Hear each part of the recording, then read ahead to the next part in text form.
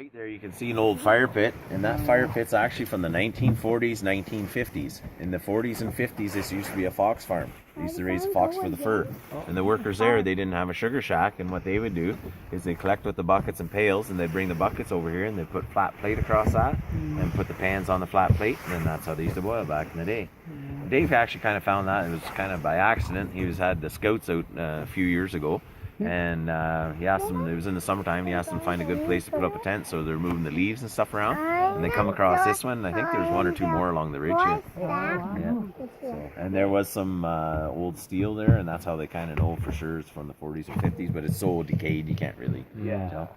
But if you go from the 40s and 50s to 2017, there's one of those monitors that I was talking about. See, it's tied to the tree just back to the right of that slick. Every main line is tied into one of these. There's that monitor, they can take two main lines, and what they do is they monitor the pressure. So it talks all to each other, and it talks to the computer inside. And what they used to have to do, as soon as the sap starts flowing, they'd send the guys out, and every main line has a valve at the end, and they'd have a gauge, kind of like a tire gauge. Instead of reading in pounds, it reads in inches. And if it read between 20 and 30 inches, they'd just carry on to the next one.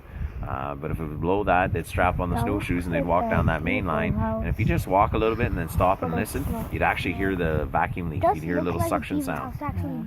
So when that, like I said, it'd take about 3 or 4 hours a day. Now they just look on the computer. They know what the pressures are. If the pressure is up, they don't have to bother going. They just go to the ones that are low, and they're all named. They have Bee Sting main line and Billy Goat main line, and so they know which ones are which. And the new modern technology of a sugar bush.